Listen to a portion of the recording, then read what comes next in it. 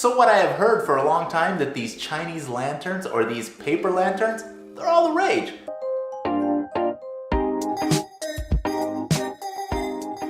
Buenos Diaz and happy Friday. Friday it is.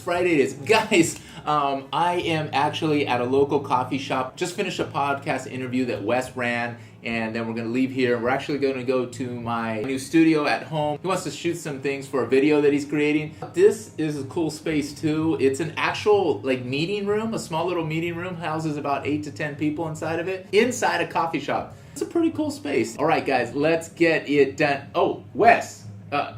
What's up? We're heading over to the studio. Is that what we're doing? Yeah, there it is. We're headed to the studio. You ready to go? Ready to go.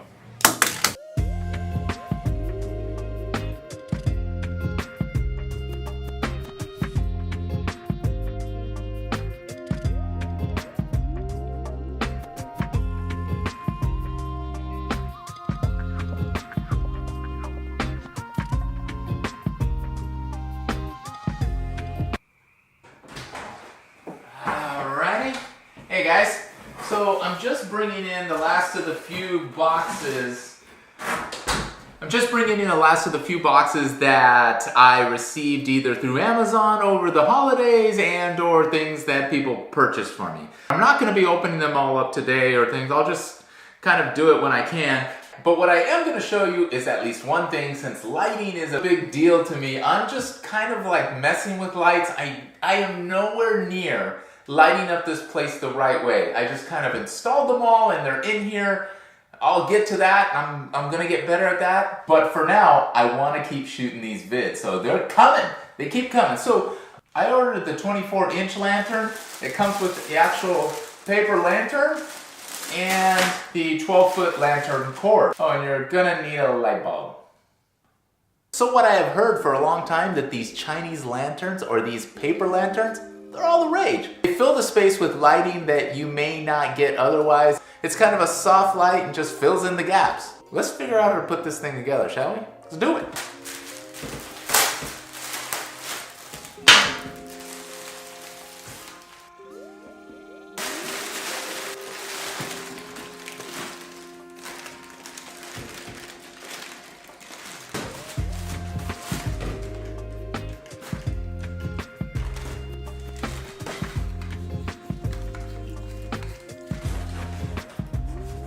Alright, so I've turned off all the lights in the studio except for this key light. I am going to turn it off and I am going to turn on the paper lantern that I have directly above me. It probably does depend on the strength or the wattage of the light bulb that I put in.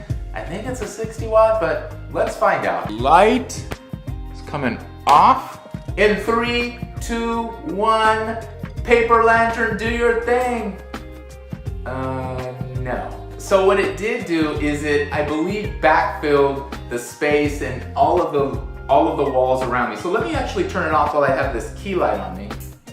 You can kind of see it gives you a little bit there. So that can make all the difference in the world when you're trying to balance light and just trying to fill in different areas. So I'm gonna play with that light. I don't necessarily have to have it where I have it. Let me actually show you where it's at.